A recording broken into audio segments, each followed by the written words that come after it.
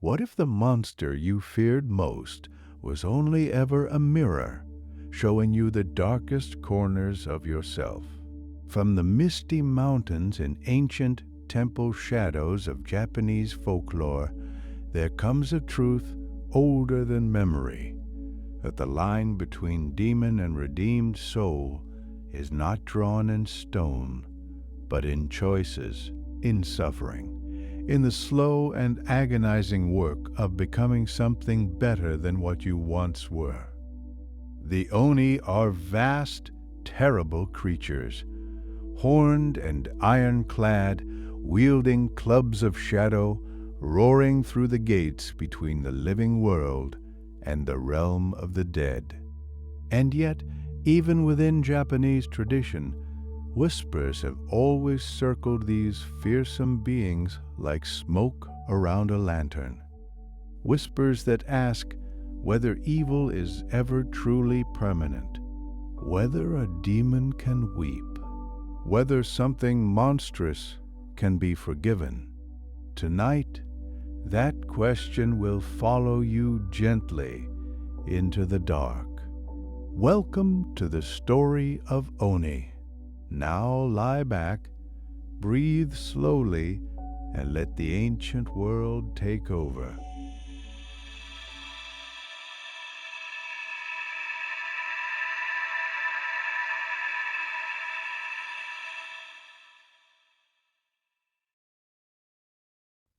The gates of Jigoku do not open slowly.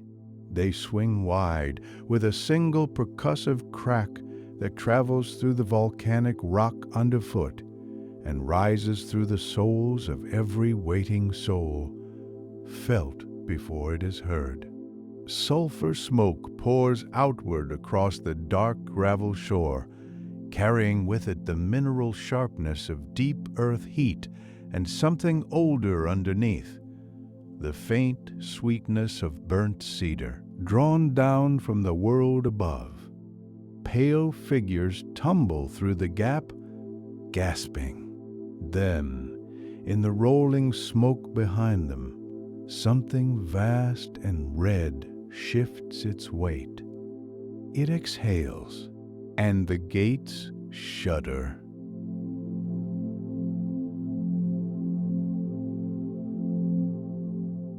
That vast red shape was Raiko, though he did not yet know the name. He came to awareness on his back, on volcanic rock still warm from whatever fire had made him, and the first thing he knew was the weight in his right fist. The kanabo was there before thought was iron-studded, dense, its handle slick with heat and something darker. His fingers would not release it. He raised his hand to look. The skin was the dull red of a banked coal. The knuckles were wrong, too wide, too hard. Then the horns. He felt them as pressure first, a splitting ache behind his temples, before his other hand found them, one cracked spar of black bone rising from his right brow, and understood. The scream that left him had no name for what it was. It left his throat raw. The rock walls caught it, held it, gave it back. Then the echo died, and only the heat remained.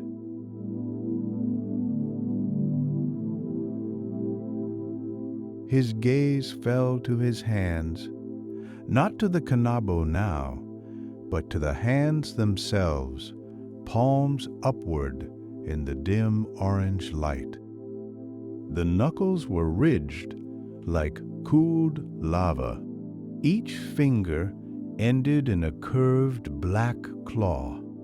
He turned them slowly. Then something else surfaced.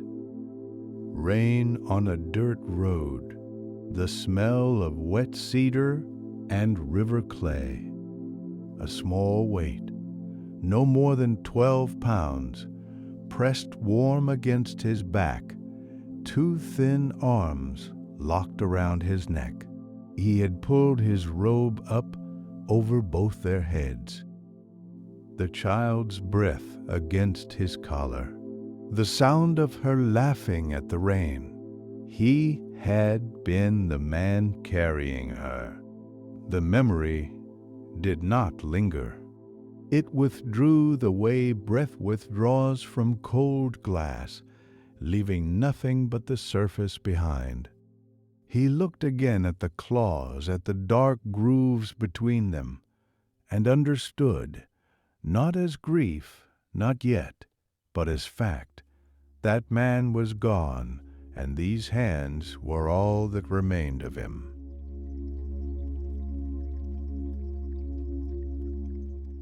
A sound reached him before a presence did, the wet, percussive thud of iron studs striking obsidian.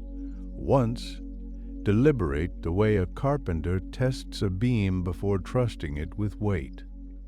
Kazan stood at the far end of the hall. He was not tall the way a mountain is tall. He was tall the way a door is tall, a thing built to a specific purpose, every dimension chosen. His white hair hung in matted ropes across shoulders the width of a cart axle. The kanabo rested against the floor in his right hand, and he held it loosely, without effort, the way a man holds a walking stick he has carried for decades. The iron studs along its shaft were the rust brown of old blood. His horns, both of them, swept back from his brow and curved, the tips pointing behind him, worn smooth at the ends from some age Raiko could not calculate. He crossed the hall in 8 steps. Each one landed. Then he stopped, close enough that Raiko could smell the sulfur pressed into his skin and something under it, charcoal and old iron, and the particular mineral sharpness of a room that has held the same heat for a very long time. Kazan looked down at Reiko's open palms. He did not speak immediately. His deep-set eyes moved across the claws, the ridged knuckles, the dark grooves, reading them the way a farmer reads soil, checking for what has already been decided by forces older than any choice. Then he raised his gaze to Raiko's face. The memory, Kazan said, his voice low and without cruelty, will come again tonight, and the night after. He lifted the kanabo from the floor and set it down once more. Not a threat, simply a full stop. Let it come. Do not reach for it. This is the first lesson.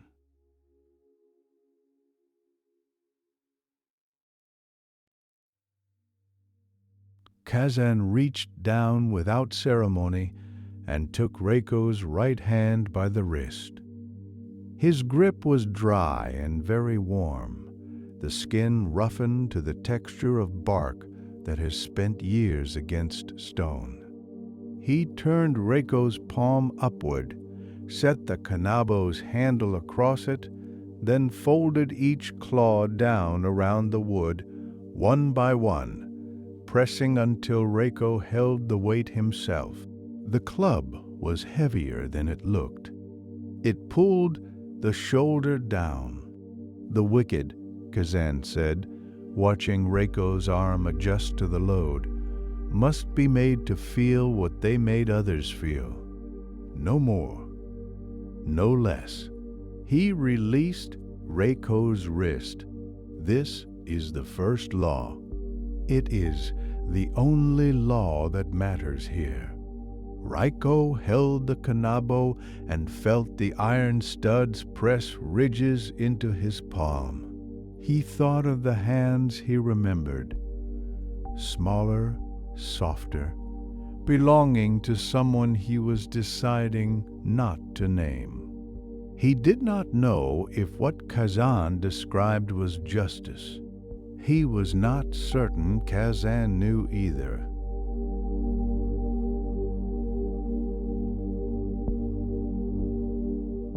Kazan turned without a word and walked. Raiko followed, the Kanabo's weight shifting against his shoulder with each step across the volcanic gravel. The river Sanzu announced itself by smell before sight. Cold mineral water carrying the faint bitterness of ash, cutting through Jigoku's constant heat like a blade drawn from its sheath. Then the black water itself appeared, wide and slow, its surface catching no light at all. Souls were wading, dozens of them, pale and indistinct, moving through water that reached some at the waist, others at the throat. A small figure near the far edge stumbled, went under, surfaced again with arms outstretched toward nothing. Raiko stopped at the shoreline. The dark volcanic gravel shifted beneath his bare feet, cold and sharp against his soles. Kazan said nothing. He watched the river with the flat attention of a man reading familiar text. Raiko watched differently. The rage he had carried since waking, that constant pressure behind his sternum, went quiet. Something else settled in its place, heavier and slower, the way waterlogged wood sinks.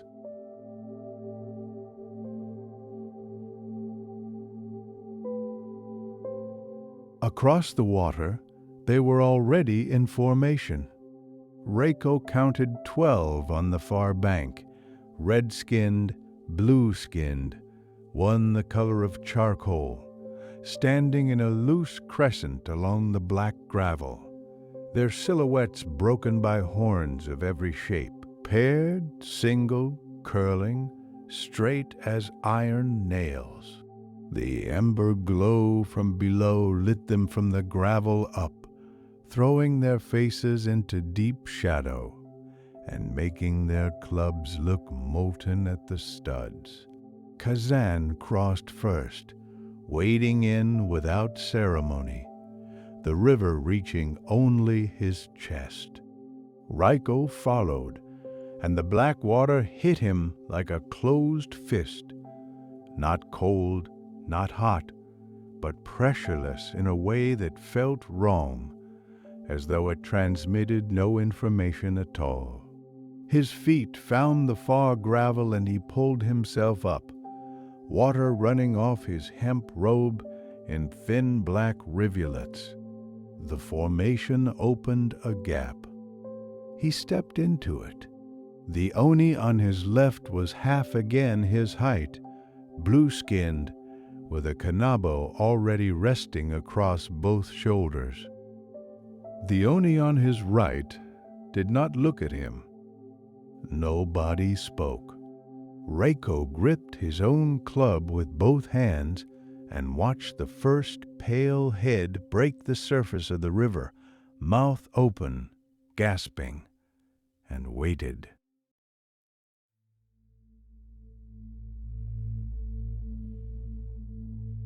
The formation moved as one, and the souls were driven forward through iron corridors that grew narrower and hotter the deeper they went, until the corridor opened without announcement, without threshold, into a hall so large that its ceiling was simply darkness.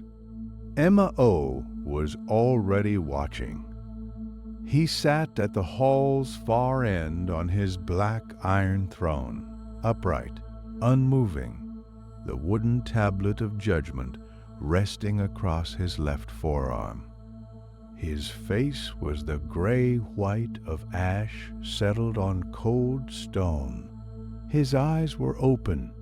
They held no warmth and cast no reflection. Two fixed points of green fire that did not move as Raiko entered, because they had found Raiko before Raiko had found the room. He did not speak. He did not shift. One finger rested along the edge of the tablet. Raiko's grip tightened on his club. The king of the dead had the specific stillness of a man who has already decided.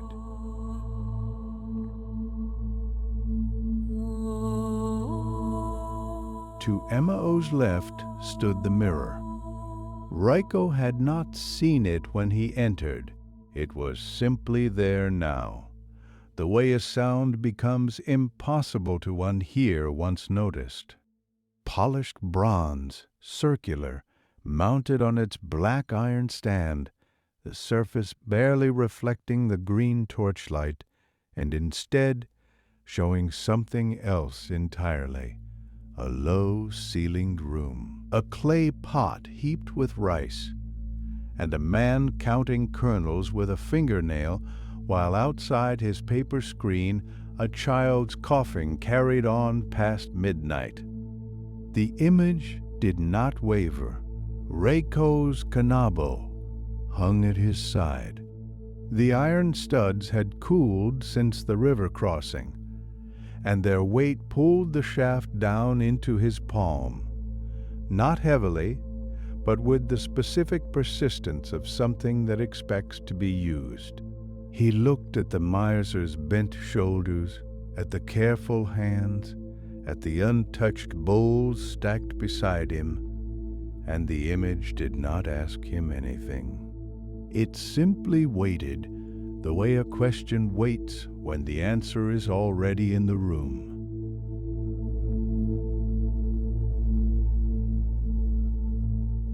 A door opened behind him, not with a creak or a groan. The iron panel swung on its hinges with a low, pressurized exhale, the way a forge breathes when its bellows are released.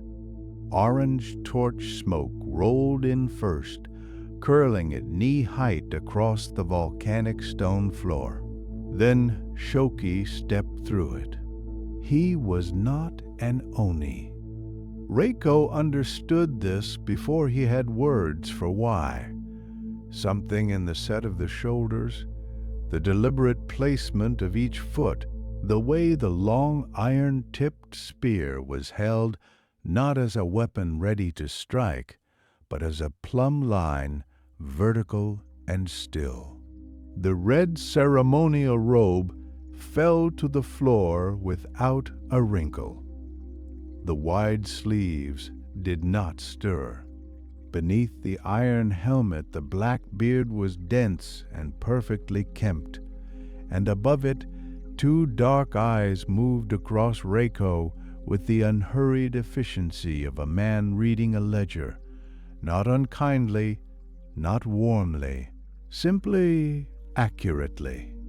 Shoki said nothing for a long moment. His gaze settled on the kanabo, then on Raiko's cracked horn, then on his face. Then he looked away, as though he had seen enough to file the record and had moved on to other considerations.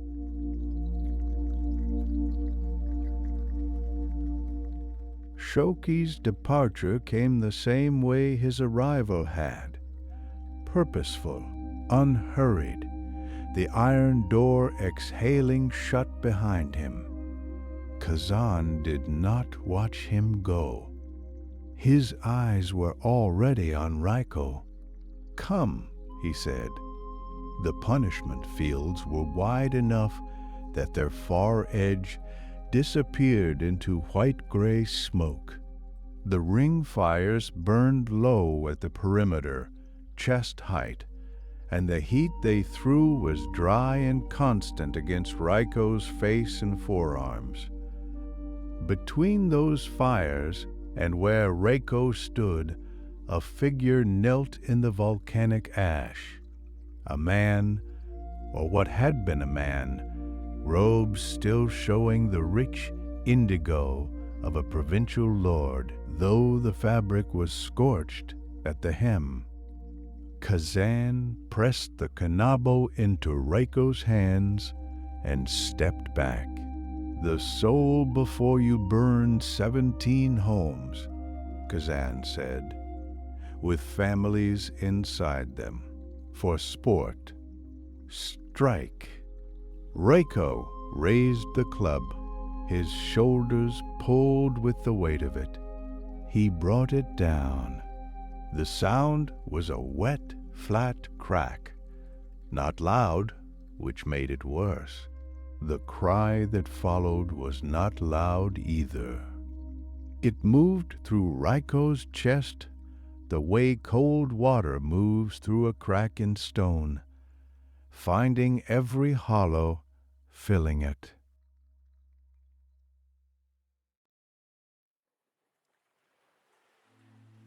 Kazan's voice came low and level behind him.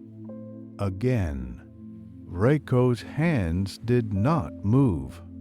The kanabo hung at the end of his arms, heavy the way iron is heavy when the muscles holding it have gone uncertain. Not weak, but confused, the signal from some interior place, arriving late or not arriving at all. The ash around the kneeling figure had darkened where it met the ground. Raiko looked at his own knuckles, at the rust-brown studs between his fingers. He did not lower the club out of mercy. He did not know what mercy felt like yet. He lowered it because something in him had stopped, the way a word stops in the throat before it is spoken, and he could not locate the thing that would start him again. Kazan went still, not the stillness of patience, the stillness of a thing that has never in 10,000 years needed to wait for this.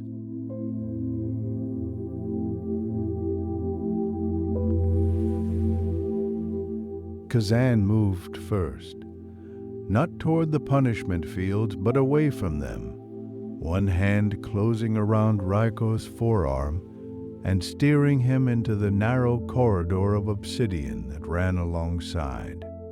The rock walls pressed close enough that Kazan's shoulders nearly touched both sides. The air here was hotter, drier, carrying the faint mineral bite of sulfur baked into stone. He stopped, released Raiko's arm. "What happens," Kazan said, his voice kept low, "to one of us who feels too much? I will tell you once." Raiko said nothing. "They are unmade." Slowly, Kazan turned the kanabo in his grip, its iron studs catching the distant orange light. Reduced to something less. Then that lesser thing is remade, and it feels again, and it is reduced again. Each time smaller. Each time less. He set the base of the club against the floor. Until the feeling is gone and what remains can carry its work without stopping.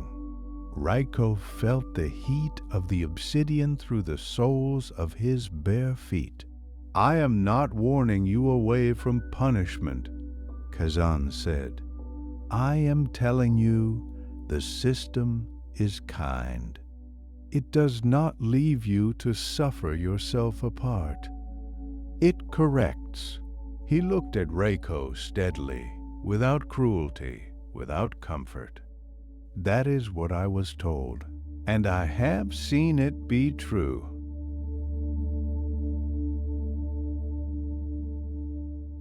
Raiko lay on his back in the dark of the pit, the other Oni around him breathing in slow, ragged pulls, each exhale carrying the faint char of sulfur.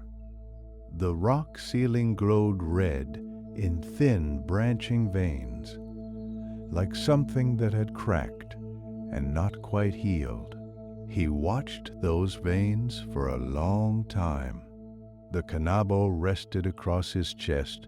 He turned it, one hand moving the shaft slowly while the other held the base still, the iron studs rolling against his palm, warm, round-edged, each one no larger than a river pebble.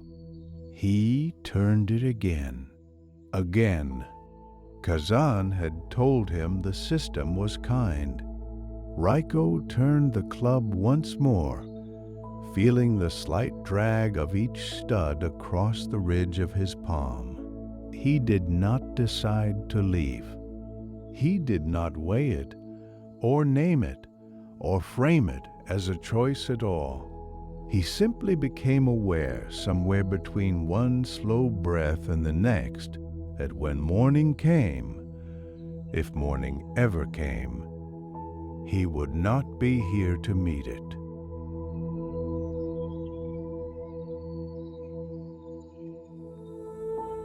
He found the crevice before first light, before whatever passed for first light in Jigoku, a crack in the western wall of the pit, low and narrow, exhaling cold air so faint he might have imagined it. He had not imagined it. Cold did not exist in Jigoku. Cold came from somewhere else.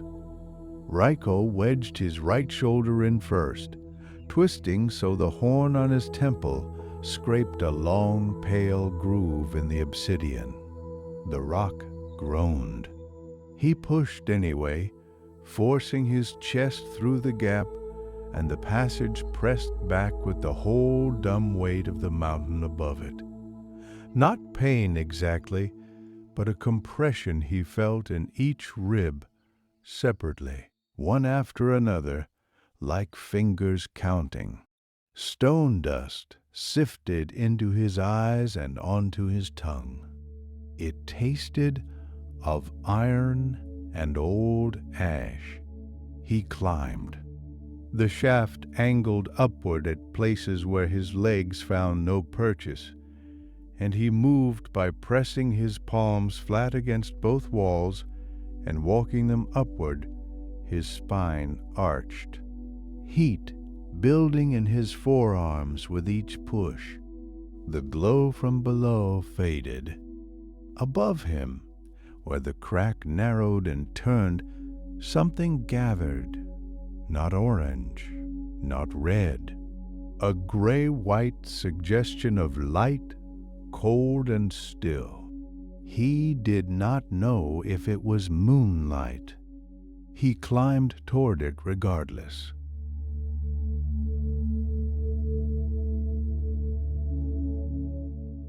The crack opened without warning. One moment Reiko's palms were pressed against stone. The next, there was no stone, only air, wide and cold, rushing into his face with a force that stopped him completely. He pulled himself out onto the slope and stood. Snow. It sat on the cedar branches in thick, rounded shelves, and on the flat rocks between the roots, and on his shoulders the moment he straightened, settling there without sound. He had never felt snow. It weighed almost nothing, and it was the lightest thing that had ever touched him. He breathed. The air reached places inside his chest that he had not known were closed. Cedar resin, cold stone, the wet wool smell of clouds sitting low on the mountain.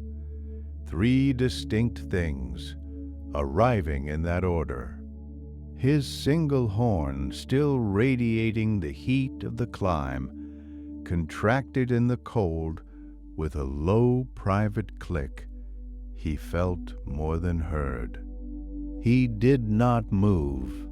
The cedars stood dark and enormous around him, and above their canopy the moon had broken through, and the snow held its light the way still water holds a reflection, steady, unbothered by wind. Something in his throat tightened, not grief, not joy. The place exactly between them, where a thing is so close to beautiful that the body does not know what to do with it.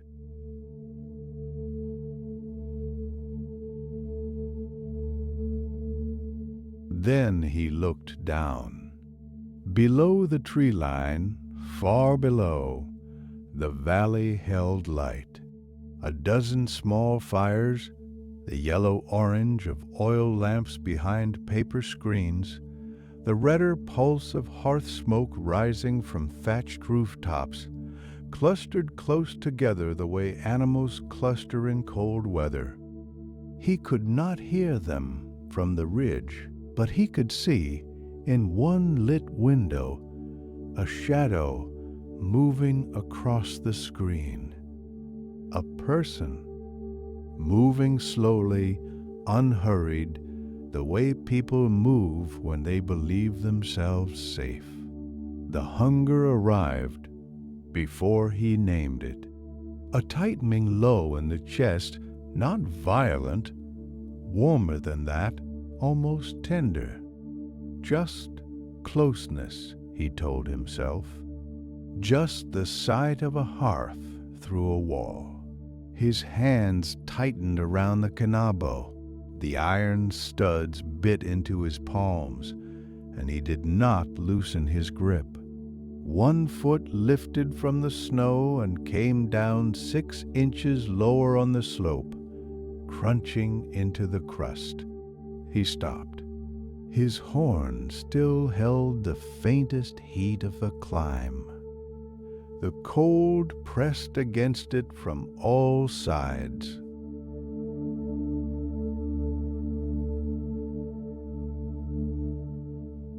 He went down anyway. The temple sat at the village's upper edge, where the cedar forest thinned and the stone steps began, 12 of them wide and shallow, dusted white. A clay brazier burned at the base, low and orange, and beside it on the second step sat a man in gray robes with a shaved head and closed eyes. The monk's lips moved without sound. His wooden begging bowl rested in both palms, balanced with the care of long habit, its rim catching the brazier's light along one curved edge. Snow settled on his shoulders and did not seem to trouble him. Raiko stopped at the tree line. The monk's chanting was barely audible, a murmur inside a murmur, syllables worn smooth by repetition. It did not pause. The snow fell between them, catching orange light on the way down. The shadow of Raiko's horn reached the step first. The monk opened his eyes. He looked at the shadow, then up toward its source. His hands did not tighten on the bowl. His lips stilled, but only for a moment, and then, quietly, he finished the syllable he had started.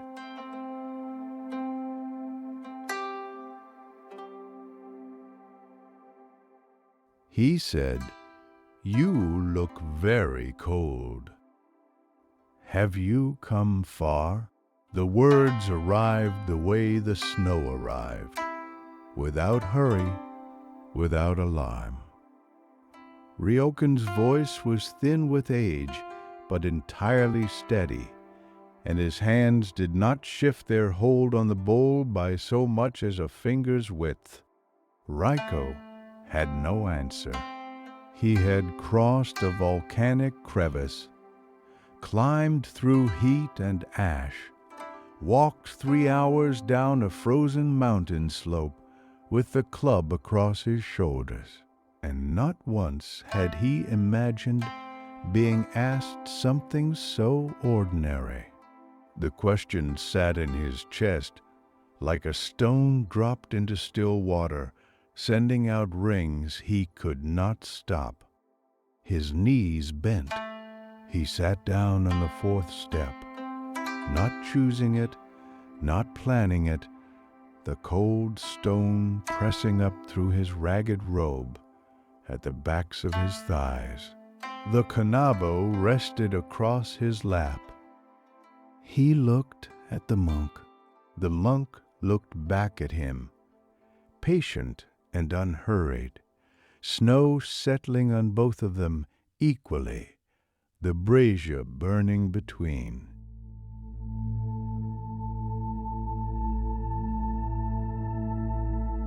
Ryokan rose without announcement, carried his bowl inside, and the wooden door drew shut behind him. Raiko did not move. The brazier popped once, a single crack of resin in the cedar wood, and a ribbon of orange spark lifted and died before it cleared the lip. When the door opened again, Ryokan held 2 cups.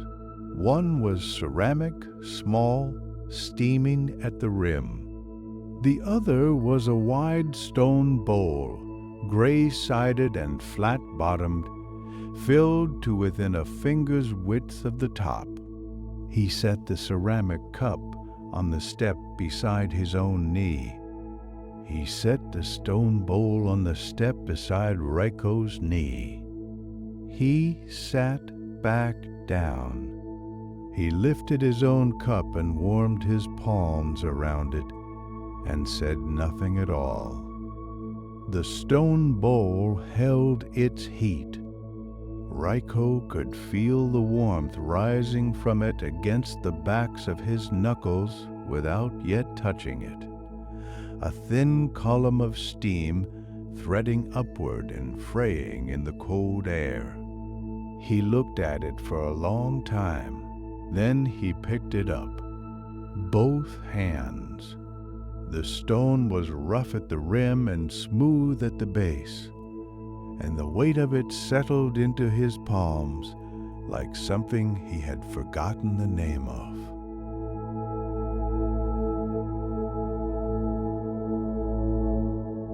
He drank. The tea was bitter cedar bark and dried plum, and the heat of it moved down his throat and sat in his chest like a coal. Raiko set the bowl down on the step. He looked at his own hands, the cracked gray-green knuckles, the black claws curved like fishhooks against the pale cedar wood. And then he spoke. He told Ryokan what he was, not gently. The words came out in that low, grinding register that made the step vibrate faintly under them, and he did not soften a single one. He named Jigoku. He named his post and the souls he had been given to drive and punish. He said he had fled. He said that somewhere below the mountain, Oni were doing what he could not make himself do, and that he did not know what that made him, only that he could no longer remain there and remain himself. Ryokan listened without shifting his weight or setting down his cup. When Raiko stopped, the pre-dawn dark held them both. Snow fell. The brazier had burned to orange embers. Ryokan said, "Did you want to?" Raiko's claws tightened against the stone bowl. He did not answer, but he did not look away.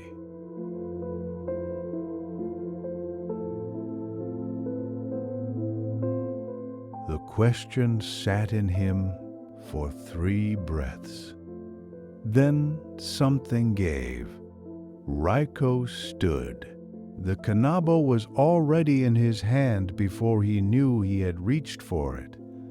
The rust-brown iron studs cold against his palm, the shaft's weight pulling his shoulder down, and he swung it sidelong at the cedar at the temple's edge with everything he had. The crack split the pre-dawn dark like a struck bell. The cedar came apart at shoulder height, the inner wood pale and wet and sharp-smelling as cut resin, and the upper half dropped into the snow with a sound like a collapse of breath. A cascade of white fell from every branch above it. Raiko stood in the settling snow, chest heaving, the club hanging from his fist. Ryokan had not moved. He sat with the empty cup between his palms, watching, his eyes carrying no fear and no pity, only attention. The snow came down. The cedar's split heartwood steamed faintly in the cold air. Raiko's grip on the club loosened. His arm dropped. The rage was gone. And underneath it, underneath all of it, the flight and the refusal and the long climb through stone, was something that felt very much like missing a life he could no longer name.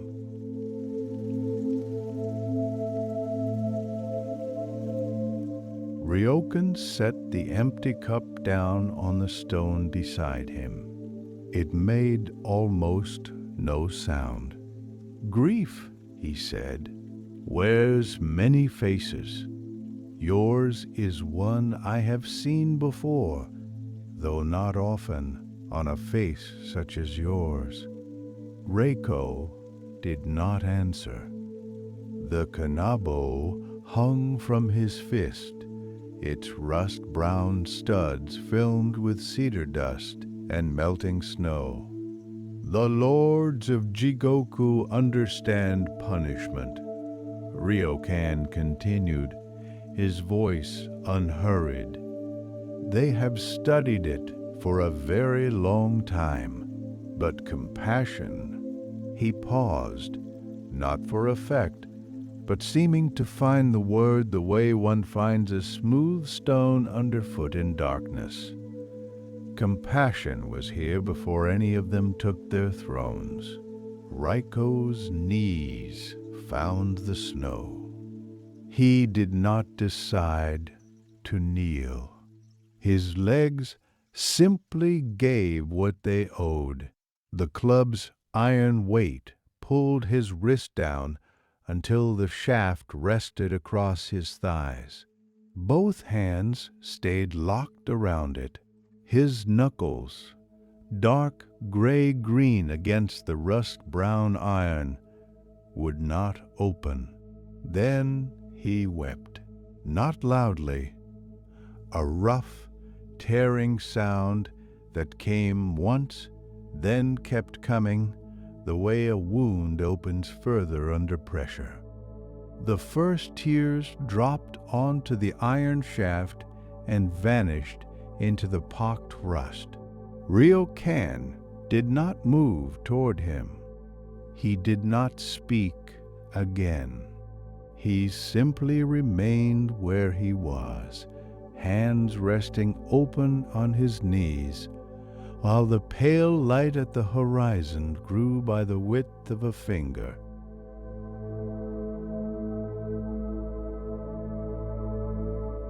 The pale light at the horizon had grown by 2 fingers' width when the ground split.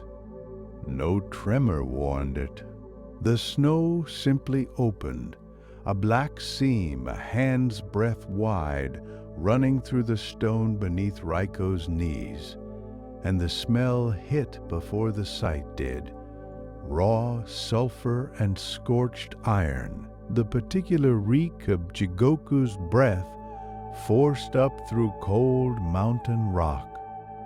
From below came a sound like a bell struck inside a furnace. Then Kazan's hand came through. Massive iron gray, the knuckles ridged with old scar tissue, it closed around Raiko's left ankle with the unhurried certainty of something that has never needed to chase. The grip tightened. Raiko's knees scraped across stone. The kanabo slid from his thighs and struck the temple step with a dull iron ring, and Raiko grabbed at the edge of a paving stone as the pull came again, steady, immense, a weight that made his hip socket burn.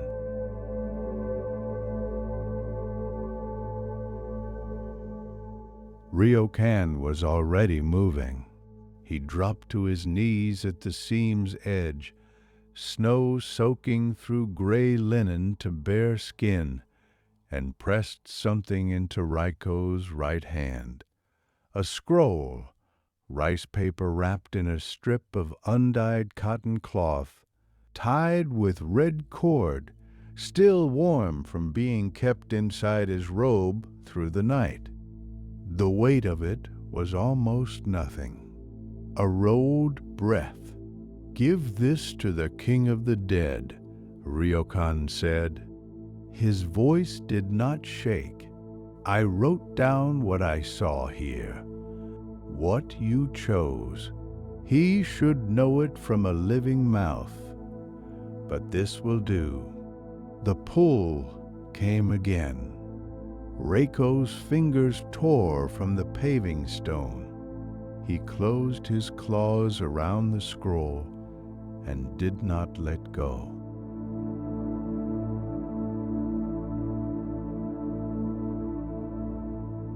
The crevice took him fast. Kazan's iron grip found Raiko's left ankle, and the stone walls blurred past like the inside of a throat, swallowing. Heat pressed in from all sides, not warming but consuming, the air thick with the stench of sulfur and scorched feldspar, each breath arriving too hot to fully use. Raiko tucked the scroll flat against his sternum and crossed both arms over it. The walls shrieked against his shoulders. Rock opened a gash above his left elbow, and the pain arrived bright and clean and immediate. He did not open his arms. The orange dark deepened. The cold cedar air of the mountain vanished entirely, replaced all at once by the low iron weight of Jigoku pressing inward from every direction. Still, he held on.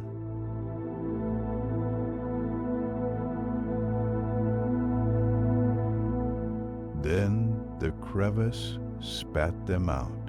Raiko struck the iron floor of M.O.'s hall, and the impact drove up through both knees and into his jaw.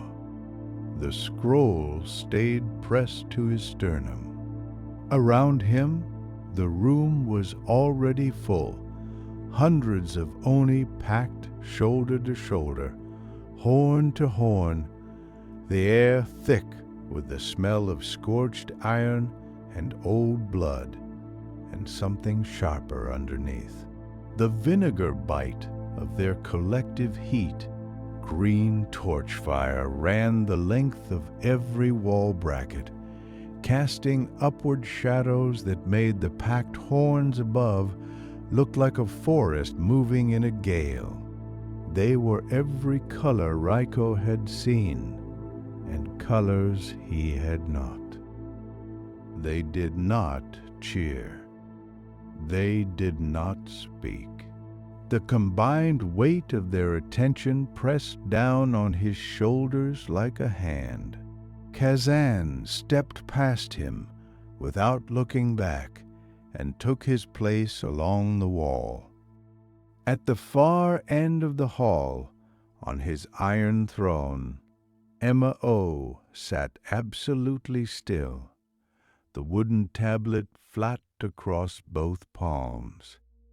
To his left, Shoki stood with his spear grounded against the floor, watching Raiko with the careful attention of a man reading a document he has not yet decided to sign.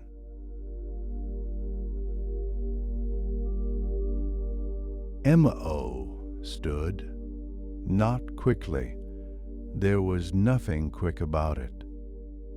The Iron Throne released him the way bedrock releases a root, with a low, resonant groan that traveled through the floor and up into Reiko's knees, where they pressed against the iron. Emma-O was taller standing than he had appeared seated, which should not have been possible.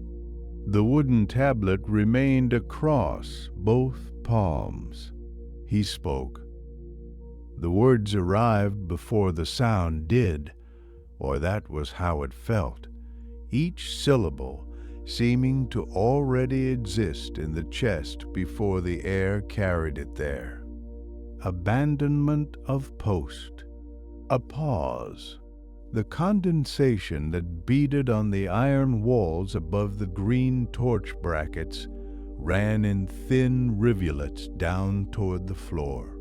Unauthorized passage into the realm of the living. Another pause, longer. Contamination of the boundary between the dead and the breathing world. The walls wept steadily now, iron gone dark and slick with moisture. Raiko did not look away from the white painted face above him, though looking at it cost something. A tightening across the top of his skull, a pressure behind the eyes, like the first moment before a headache arrives.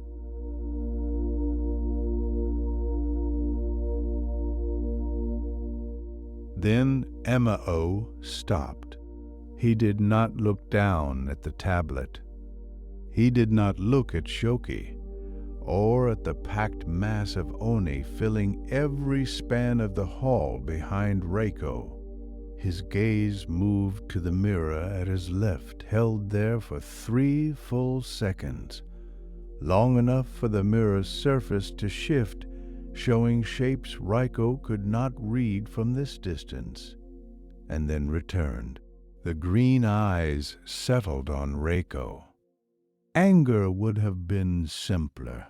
Raiko knew anger, had felt it in the punishment fields, had seen it on Kazan's face, had produced it himself on the mountain when the grief rose faster than he could hold it. What lived in Emma-O's expression now was not anger. It was something that had moved past anger into a territory that had no fast name, the way a fire that has burned long enough stops being a fire and becomes simply heat, present and sourceless and total.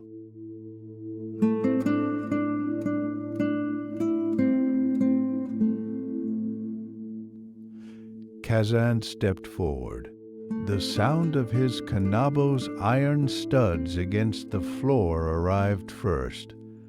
3 deliberate strikes as he moved from the edge of the hall toward its center, each one landing with the wet, percussive certainty of a mason's mallet finding stone. He stopped 10 paces from where Raiko knelt and turned to face Emma-O's throne. Not Raiko. He did not look at Raiko at all. A blade that will not cut is not a blade. His voice carried no heat. It is weight without purpose. We do not preserve such things out of sentiment. We return them to the forge. He set the kanabo down, upright, holding it loosely at his side the way a carpenter holds a tool he has carried for so long. He no longer notices it. The iron studs caught the green torchlight and threw small, hard points of reflection across the floor. I do not say this against him. Kazan's scarred cheek turned slightly toward Raiko, though his eyes did not follow. I say it because it is what is true. 10,000 years of service teaches one thing above all, that the machinery of consequence must be without exception, or it is not machinery at all. It is theater. He was not wrong, and Raiko knew it. That was the unbearable part.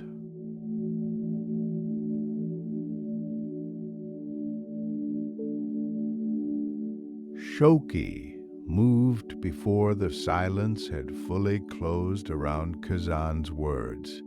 He did not step forward so much as orient. A small shift of weight, the butt of his spear rotating a half-turn against the iron floor. The sound, a single dry click. His red robe settled. He looked at Mo, not at Raiko, not at Kazan. I am not here to contradict. His voice was unhurried and without warmth, the voice of a man reading a measurement aloud. Nor to advocate. He paused. The green torchlight caught the gold trim at his collar. The mirror showed a creature that stopped, on a mountain, in the cold, beside a monk who did not run. And then it showed something rarer still in this court's long memory. He turned the spear once more, a choice made without audience. He let that land. Destroy it if judgment requires. But name what it was first. The record should be exact.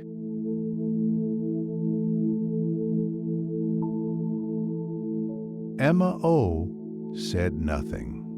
The green torchlight held. Raiko rose from where he had stood and walked the length of the hall to the foot of the throne. His bare feet made no sound on the iron floor. He stopped at the base of the 3 black steps, reached inside the torn hemp of his robe, and drew out the scroll. Pale cream rice paper, rolled tight, the red cotton cord still knotted exactly as Ryokan had tied it. Its weight was nothing, less than a fist of river clay. He lowered himself to both knees, placed the scroll on the lowest iron step with both hands, and bowed his head, the single cracked horn angling toward the floor, close enough that he could smell the iron, cold metal and old ash. He did not speak. What was there to say that the monk had not already set down in careful brushstrokes on paper thinner than skin? The hall's ambient hiss, distant lava, the mirror's faint resonance, ceased. Even that stopped.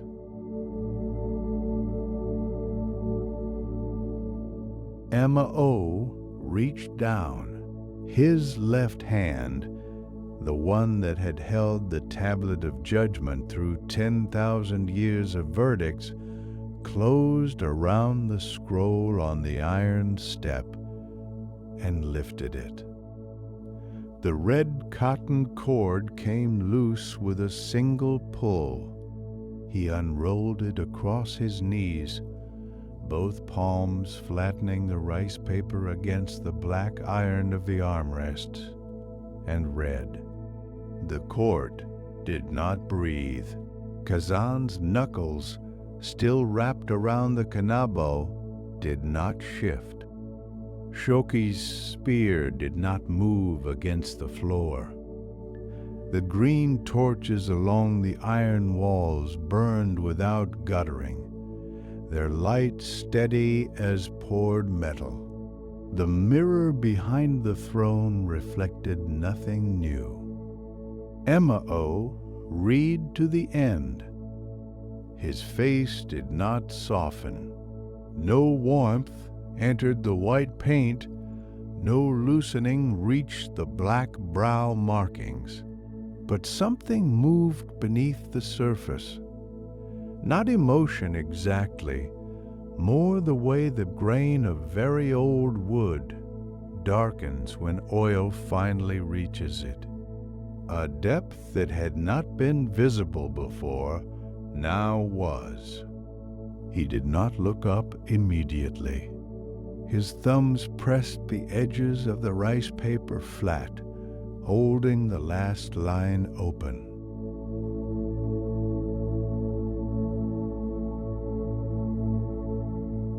Then Emma-O looked up. He did not speak immediately. His eyes moved from the scroll to Raiko, and the white paint of his face held no expression that had a name. But the eyes themselves had shifted, the way the surface of deep water shifts when something far below changes direction. He rolled the scroll closed. The red cotton cord he set aside on the iron armrest, not dropped, placed with deliberate care as though it would be needed again. You will not return to the punishment fields, Emma-O said. His voice did not rise. It did not need to. You will not be unmade. Raiko did not move. There is no name in this court's record for what you will become. Emma-O set the closed scroll on his knee. You will walk the boundary, the crossing between the living world and this one. You will watch for those who pass without warrant in either direction, the living who descend uninvited, the dead who climb back before their time. The green torches along the iron walls burned on, unchanged. Neither Jigoku's servant nor its exile, Emma-O said. The court has no title for this. It will create one now in you.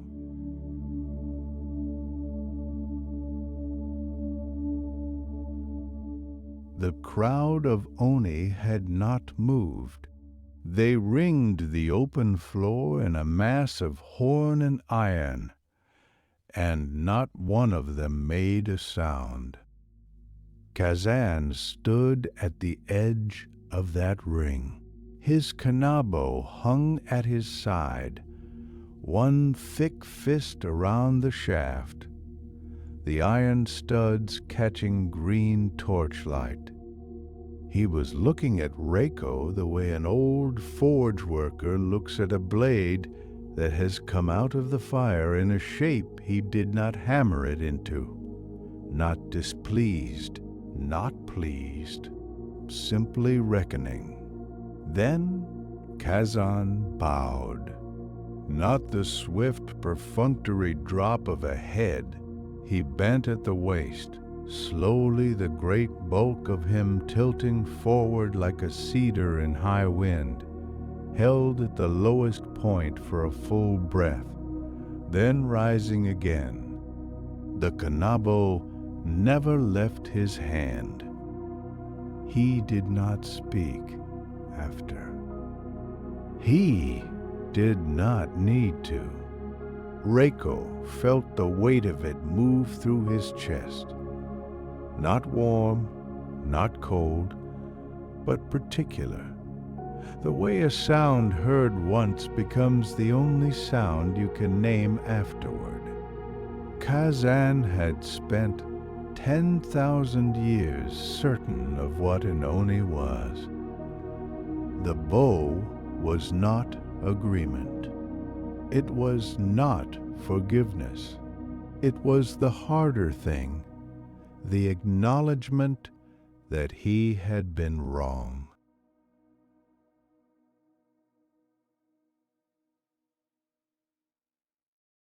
Emao descended the 3 iron steps without ceremony.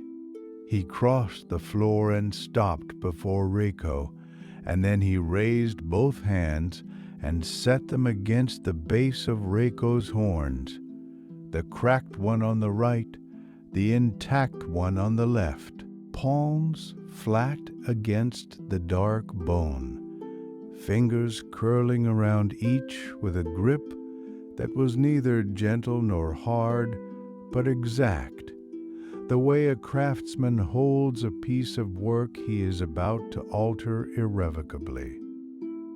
Raiko did not breathe.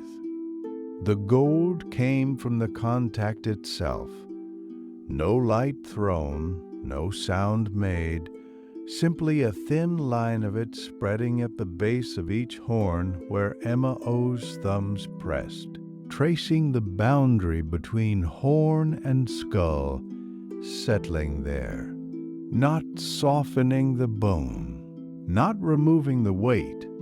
The horns remained what they were, dense, dark, the color of cooling iron. But the gold line held. Raiko felt the change arrive not in the horns, but in the muscles of his neck, a settling, as though something long braced against a door had been told, quietly, that the door would hold on its own now. The weight did not lessen, it redistributed. He had carried the horns like a sentence. He carried them now the way a bronze bell carries its clapper. Something inside the weight that is meant to move, meant to be struck, meant to sound.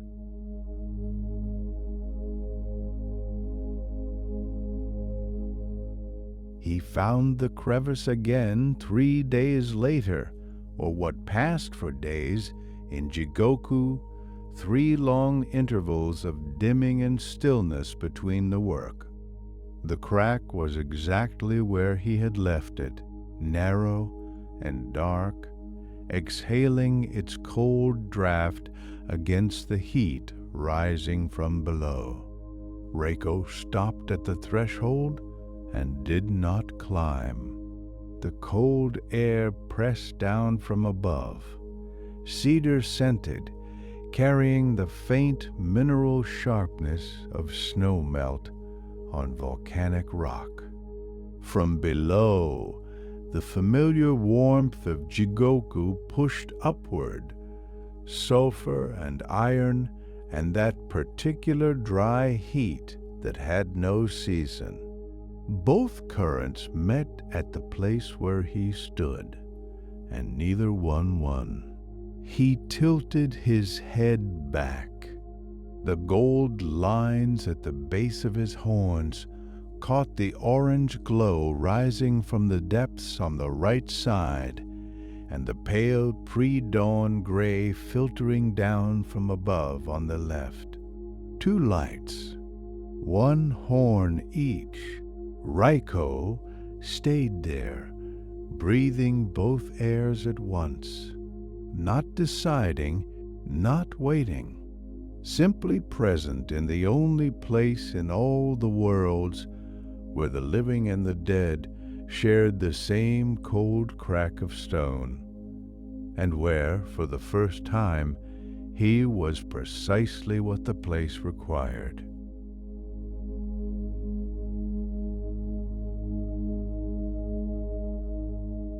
High on the mountain, the split cedar had already begun to seal its wound in ice. Frost crept across the raw, pale wood where the trunk had torn, thin and white, quiet as breath. The temple steps held no one. The clay brazier had gone cold in the night, its last ember swallowed by snow that fell without hurry, without sound. Just the cedar branches releasing their held weight now and then, with a soft collapse, then stillness again. A farmer came up the path before full light, a bundle of cut pine on his back, taking the high route to avoid the frozen stream below. He was not looking for anything. His sandals pressed dark prints into the snow, one after another, and he was thinking about the walk home when he stopped. At the edge of the bottom step, pressed clean into the snow, was a single footprint. 3 forward-facing clawed toes, one rear claw, larger than any foot he had ever seen. The edges were sharp and unmelted, made not long before dawn. The farmer crouched and looked at it for a long time. He did not run. He set his bundle down, and he looked at the empty steps, and at the dark cedar forest, and at the sky above the ridgeline where the first pale gold was beginning to arrive. He could not have said what he felt. Fear, yes, but underneath the fear, and equal to it, something that felt like the moment before gratitude, when you do not yet know what you are grateful for, only that something has passed through and left you unharmed. He pressed one hand to the snow beside the print, not touching it, just near. Then he picked up his bundle and walked on, and the snow kept falling. And by mid-morning, the print was gone.